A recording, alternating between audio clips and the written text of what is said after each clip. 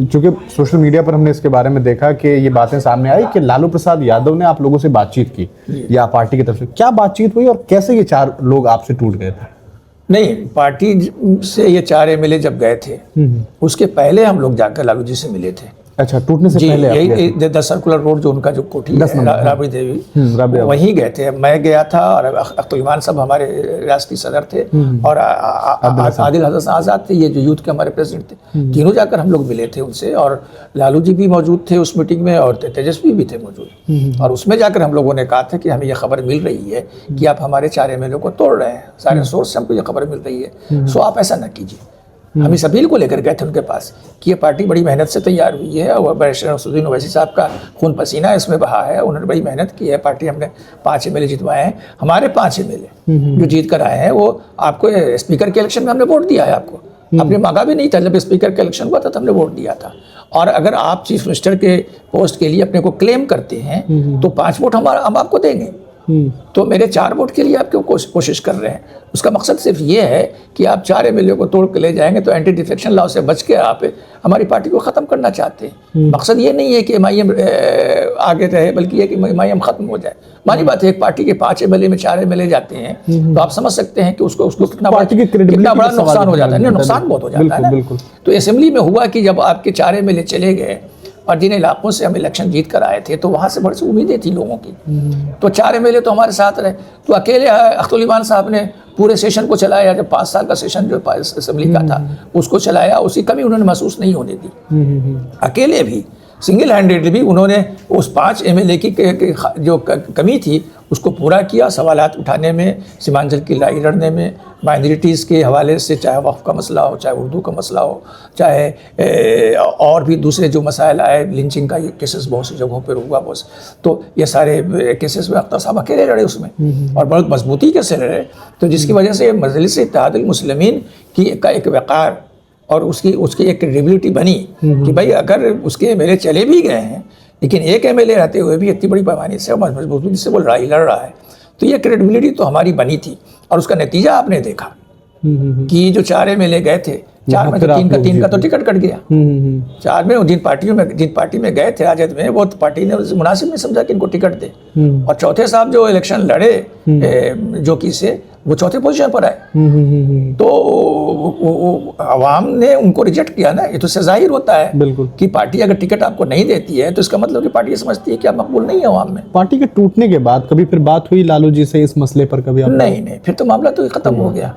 और जब दोबारा आप लोग गठबंधन के लिए गए कि भाई हमें 6 सीट चाहिए, क्या हुआ वहाँ पर जब राबरी आवाज़ पहुँचे थे आप लोग? कोई रिस्पॉन्स नहीं मिला आप लोगों को?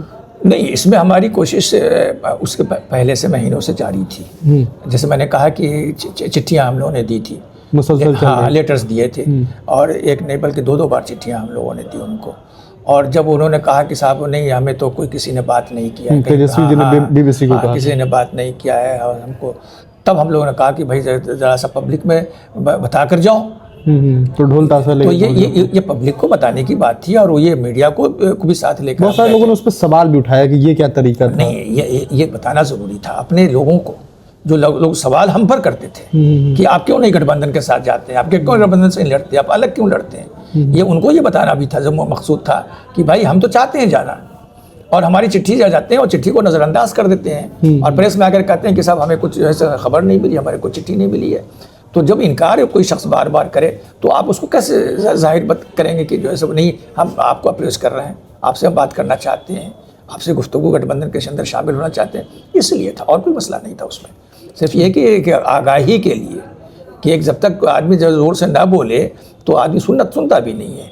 आजकल तो अगर आप बहरे हो गए हैं, आप बात नहीं सुन रहे हैं, हमारी बात को बार बार अपील को नहीं समझ रहे हैं, तो फिर वो भी सही, वो भी हम कहेंगे आपको और से बोलेंगे। बिल्कुल सर, एक आखिरी सवाल रहेगा। चूँकि चुनाव हो चुका है, रिजल्ट भी, परिणाम भी लोगों के सामने है, लेकिन अभी भी ये मैसेज कहीं ना कहीं लोगों के बीच है कि शायद ये सरकार बहुत लंबी ना चले, क्योंकि हालात ऐसे हैं। नीतीश जी मजबूत होकर के भी आज उनके हाथ में गृह मंत्रालय नहीं है। अगर कुछ ऐसी तस्वीरें बनती है गठबंधन को सपोर्ट करने के लिए, क्या आपको लगता है कि आप किसी भी परिस्थिति में भारतीय जनता पार्टी एनडीए के साथ जा सकते हैं? नहीं, एनडीए के साथ जाने का तो कोई सवाल ही नहीं पैदा होता है। एनडीए के खिलाफ तो हम इलेक्शन लड़े हैं ना, आपको मालूम है, हमारी सारी लड़ाई भी एनडीए के खिलाफ है। लेकिन मोहतरम शमसुद्दीन ओवैसी साहब ने ये कहा है कि जो है हम कंस्ट्रक्टिव सपोर्ट कर सकते हैं। अगर हुकूमत जो है कोई अच्छे काम करेगी तो हम हमारा सपोर्ट करेंगे, सपोर्ट होगा, और अगर ख़राब काम करेगी हमारी नज़रों में या बिहार के अवाम की नज़रों में तो हम उसकी मुखालफत करेंगे असेंबली में। हमारा असेंबली में जो रोल होगा वो एक कंस्ट्रक्टिव अपोजिशन का रोल होगा, और उस हैसियत से हम असेंबली में रहेंगे। और जहाँ तक कि अपोजिशन की बात है तो अपोजिशन वाले हुकूमत बनाए, अपोजिशन वाले हुकूमत बनाए, कोशिश करें, तो फिर अगर हम देखेंगे उसमें कि हम उनको सपोर्ट करते हैं कि नहीं करते हैं। लेकिन हमारी कोशिश बराबर यही रही है कि अगली बार अगर ऐसा होता है तो मंत्रालय का शर्त होगा, क्योंकि पिछली बार मंत्रालय का शर्त हमारा कभी नहीं रहा। पीछे जो एमएलए की जो इलेक्शन लड़ने की बात भी थी तो कहीं उसमें बात की थी, ये निजी गुफ्तगू में भी हमने की। आप जानते हैं कि ये बड़ा एग्जाम्पल है तेलंगाना का, कि उस ज़माने में जब नंदलाल भास्कर राव, आंध्रा का वो इलाका उस ज़माने था, तो आंध्रा में जब नंदलाल भास्कर राव की हुकूमत बनी थी और उसमें जो है मजलिस के एमएलए की ज़रूरत पड़ी थी हुकूमत बनाने के लिए, तो मजलिस को उस वक्त उन्होंने कहा था, जो बाद में चीफ मिनिस्टर हुए, कि साहब आप मजलिस में वजारत ले लीजिए, मजलिस के लोगों को वजीर बनाइए। तो उस ने मजलिस के जो जोमा हैं, जो उनके लोग हैं वो जिम्मेदार, उन्होंने कहा कि नहीं, आप हम वजारत नहीं लेंगे, उसकी जगह पर हमें मेडिकल कॉलेज दीजिए। तो आज जो वो मेडिकल कॉलेज वहाँ जो बना वो और हॉस्पिटल जो मिला वो उसी वक्त का सरकार ने कंसीड किया था। तो हम ऐसे चाहते हैं कि तरक्याती काम हों, बड़े प्रोजेक्ट्स हों जो हमें मिले, और ख़ासकर सीमांचल के इलाके में और उन इलाकों में जहाँ पर अक़लियतों की जो है और दलितों की बड़ी आबादी है, तो उस तरह की चीज़ें हम चाहेंगे। वजारत का कभी डिमांड पहले भी नहीं रहा है, आज भी वो नहीं है हमारा इस सिलसिले में। तो हमारे साथ इंजीनियर आफ्ताब साहब थे, हमने उनसे बातचीत की है, बिहार AIMIM के जनरल सेक्रेटरी हैं। आइंदा आने वाले दिनों में फिर हम इनसे बातचीत करेंगे। यकीनन ये बात कही जा सकती है कि बिहार में ऑल इंडिया मजलिस इत्तेहाद मुस्लिमीन के लिए ये चुनाव काफ़ी अहम था, और लोग इस उम्मीद में थे कि क्या होना है क्या नहीं होना है, और अंततः उन 5 सीटों पर मजलिस इत्तेहाद मुस्लिमीन ने कामयाबी हासिल की। साथ ही साथ कुछ ऐसी भी सीट रही जहां पर ये लोग कामयाब तो नहीं हुए, लेकिन कामयाबी के शिखर तक पहुंचते पहुंचते रह गए। अब देखना ये होगा कि अगले 5 सालों में किस तरीके से मजलिस इत्तेहाद मुस्लिमीन काम करती है, और फिर आइंदा आने वाले वक्त में जब इस दल के लोग, ये पार्टी जनता के बीच जाएगी तो क्या कुछ वहाँ से रिजल्ट मिलेगा। बहुत शुक्रिया सर आपका। बहुत शुक्रिया आपका, अच्छे सवालात के लिए, आपने बड़े अच्छे सवालात किए, माशाल्लाह।